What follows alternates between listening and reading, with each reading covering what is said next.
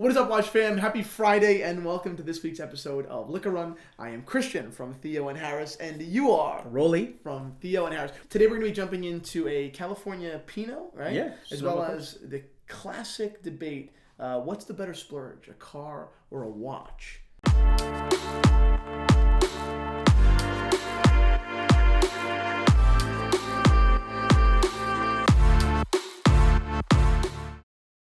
All right, before we get into today's topic, we'll do a quick wristwatch check. What are you wearing, Daddy-O? The gold Datejust? Which you thought you lost recently. Yeah, I thought I misplaced it. I thought you had it. He goes, you have my gold Datejust. I was like, no, I think you have it. And now there's a pit in my stomach. Sure.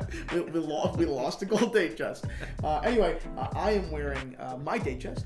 So we're both wearing our 16 ones. I love that watch. Remember when I got this? I do. That was a cool night. Yep. You know? Yeah, it's such a beautiful watch. We opened it up at dinner. Yep. Yeah, it's lovely. Yeah. Love the strap too. Yeah, it was works. T&H Jean Rousseau. That's beautiful. So that's it. Let's get into Coming soon. Coming soon. All right, so let's introduce this topic here. Yeah. You know, this watches versus cars. I guess it's definitely a first world problem conversation. No question there. But if you are in the position to splurge on a nice watch or a nice car, obviously it's in my opinion that the watches are the better way to go. We'll get into that in a second. But what is your opinion? Where do you go? Watches or cars? I'm with watches. Yeah, definitely. Yeah. Right? In fact, I could actually even make a triad here: watches, wine, and cars. Yeah. Well, Think about it. You could even add another level. Sure. Because you go for wine too. Oh, I'm going there first. Yeah. No wine. But wine's really, your thing. watches. That's a good. Right. It's a good comparator. Yeah, and a lot of people, once again, it's a wonderful problem to have, but a lot of people sit there and they're like, do I stick with the car I have and get a Daytona? Right. Or do I go and splurge and get a new ride? So it's a cool one. But before we jump into the actual, debate, let's open up a bottle of wine. Well, this wine has got a little bit of a story behind it, doesn't it? Yeah, Anna, what's up? Who gave us this wine, Anna? Michael Gallegos. Yeah, who was featured on an episode of Watch People and Wine a while back. Anna's corresponded with a couple times. Yeah. Teenage fan. Yeah. Gentleman sent this for Anna's birthday, right? Yeah. And he sent 2 bottles. We opened up the rosé. Right. It was delicious.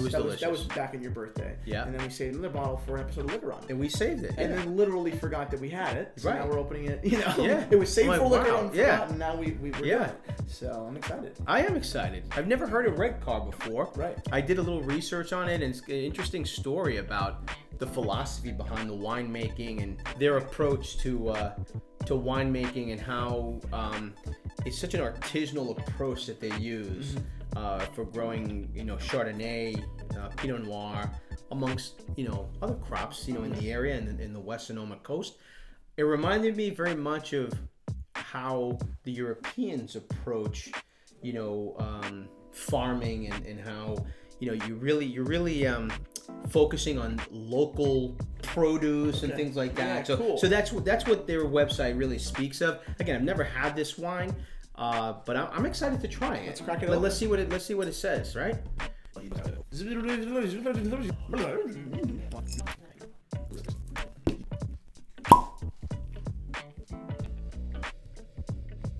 What you think? Raspberry. Yeah. Yeah. I mean, it does smell fresh. Oh, pour Anna a glass. That's right. Anna's one. That's right. Sorry, Anna. Anyway. See, Michael's like, typical guy, typical T&H. So the only thing for me is that it's just really the color. It's a little cloudy, right? Yeah, no, we all agree on that. No doubt. Yeah. I don't smell anything odd with the nose.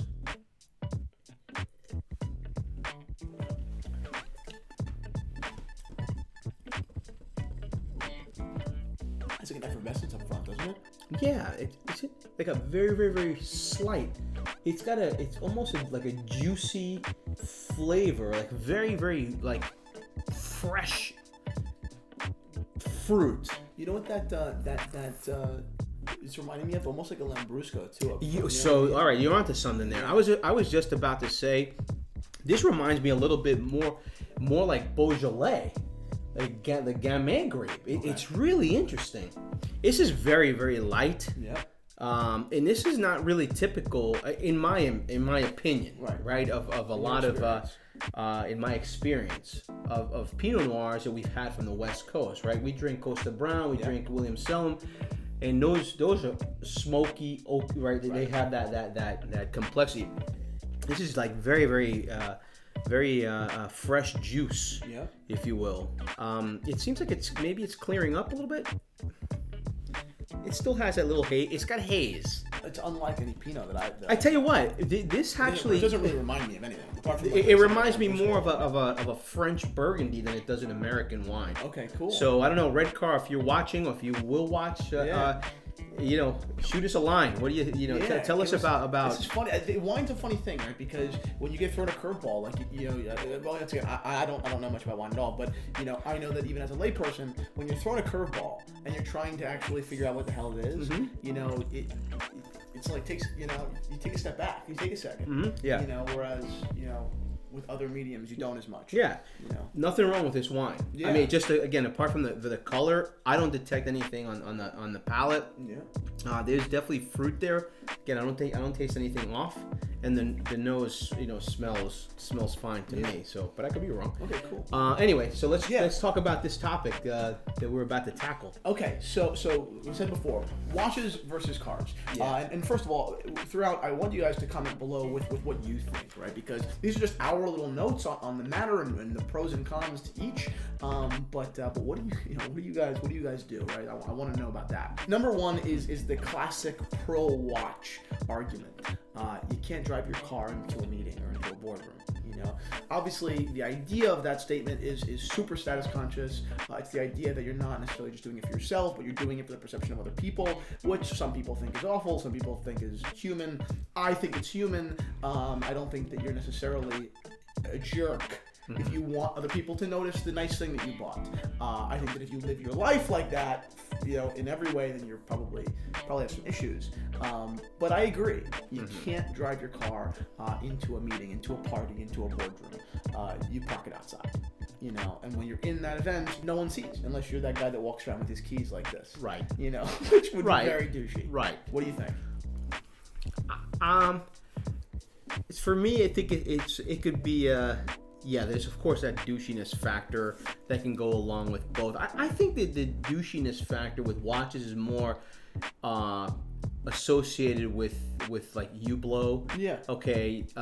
Oversized Breitlings. Yep. Just these big watches that to me, those watches to me. That's like the typical, ostentatious. You're trying to say something. What? You can be over the top with your car, and I think it all depends on how you present it in many ways. How many people do you know that I've seen people with a Hublot that are just like, it's just a cool watch that I wanted to buy, and they're the opposite of in the watch kind of community, like the douchey Hublot guy is like a stereotype. Right. It's a stereotype, but and the same thing with the diamond Breitling guy. Yes. It's a stereotype. But there are plenty of people out there that just like the watch. They just want it. It's not that big of a deal. I was at the Palm in AC a couple of weeks ago. Remember that? And I was at the bar, and this guy had on a diamond bezel, like Breitling Colt, like this big watch. And I was like, oh, okay, whatever. He's probably a douche. I just assumed the guy was a douche. The guy ended up being one of the nicest people. I literally hung out with that guy for hours. We hung out for 3-4 hours. Then and then later on that night, we had a blast. So it is kind of funny that these material items and what they say about you can be very easily misrepresented. Yes.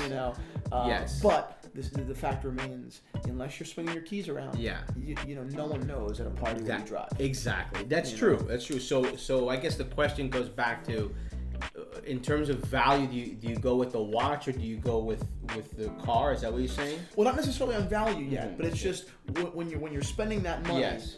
What use do you get out of it? Sure. When you wear it into a boardroom and you get to wear your Nautilus, where you're wearing your Submariner, you're wearing your little gold Cartier, that's a look. Yeah. And those people have no idea how you got to that meeting. Right. You could fake it like Pursuit of Happiness with you could walk there.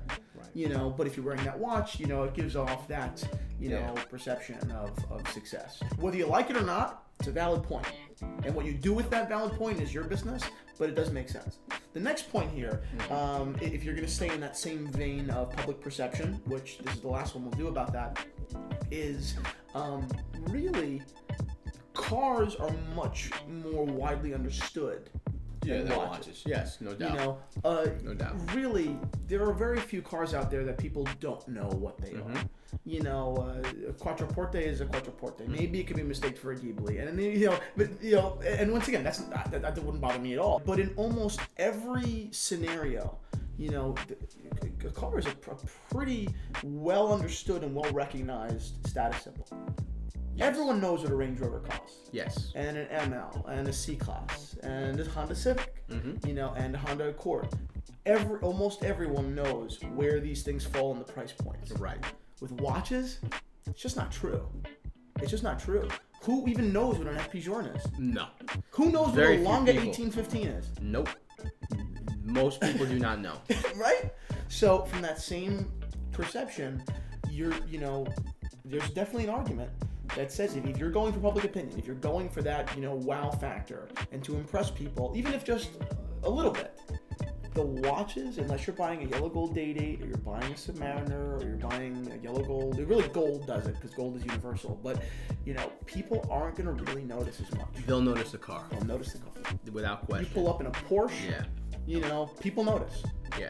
But if you're wearing a Calatrava, right? No, they won't know. Nobody knows. No, you can just put on at that point. If you're that kind of guy, you just put on a huge watch. Put on a huge. Yeah, that's watch. it. People will recognize that, and it doesn't even matter what it is. They'll recognize that. It could be a Nixon. People are going to think like, oh wow. You know, it's as long as they get into that, you know, car. Yep. That's what matters. They think so. It's kind of funny. Those are two very interesting, valid perspectives. Yes. Another pro-watch argument is cost of ownership in the long term. Watch service is cheap, relatively speaking, right? The most expensive watch services, of course, do come in when you're talking about hyper complications, talking about, you know, Longa 1 time zone, you're talking about complicated Royal Oaks. Things do get expensive, right? But on the vast majority of watches, you know, that we deal with, particularly Rolex, okay? For a Rolex vintage Daytona, something that could cost $100,000, really, the services aren't expensive. Right. You could own that watch for 30 years and put a couple of $1,000s into it over the course of 30 years. Absolutely. Your cost of ownership is less. You could put $2,000 into it. High-end watch versus, you know, let's say a service costs $900. Right. You need a service every, you know, 7 to 8 years, or really, and 900 is a high number. That's what Rolex would charge you. But you know, a good service center could charge you $600. Right. Every 8 years. Right. What do you think the cost of ownership on a car is? Of a Ferrari. Of a Ferrari. Right, and it's not $600 every 8 years. It's every year. Every year going for thousands. Thousands. So that's another really pro-watch argument. Yeah. What the cost you get into on the watch is pretty damn close to its lifetime ownership cost. But then on the other hand, in the pro-car argument, they really do evoke a physical reaction. Probably on a broader level. But, I mean, think about it, right? Like launch mode on a 488 is different than you know. It evokes a different reaction than holding a white gold 3448 Patek Philippe and the first automatic ritual counter, one of the most expensive watch. You know, it evokes a different reaction. And you have to look good and hard to see that watch because typically it's sitting under your sleeve. Yeah, whereas the feeling of that Ferrari, it's a different thrill. Totally different. Yeah, and that is 100% understandable, and there's no comparison. Yeah. Now the reaction that a watch evokes is a much more kind of you know, intellectual, historical appreciation. Yes. It's just different. Yes. Better or worse, not up to me. It's up to the owner. Yeah. Right. But it is different. And I can definitely see the appeal to so many people that they say, you know what, keep your watch, for argument's sake. I want to hit launch mode. And I want to feel my face pulling back, and I want my head to be glued to the seat. I get it. Yeah. You know, am I still a watch guy? 100%. Yeah. I drive a Jeep, and it ain't changing. Right. You know, but I do see the car people. But the watch guys are right. You're on the wine guy's side. I'm on the wine guy's side, but I'm still gonna err on the side of watch. Yeah. But that's it. It's just the right sentimentality for us. Yeah. This is really tasty. Thank you so much, Michael, for sending this in to Anna and letting us steal it and everything like that. If you guys have never seen Michael's episode of Watch People and Wine, check it out. A terrific collection, particularly of vintage chronographs, right? He's got some really, really nice watches that I definitely think you guys should see. While we're on the topic of Watch People and Wine, if you don't know the story of my dad's GMT master, check that out as well. The first ever episode, teenage episode you ever were featured in. Yes, that's right. It was a while ago. But yeah, that's the first episode. So please put the links to both in the description. And I highly recommend you guys watch both. That's it. Salud. Salud.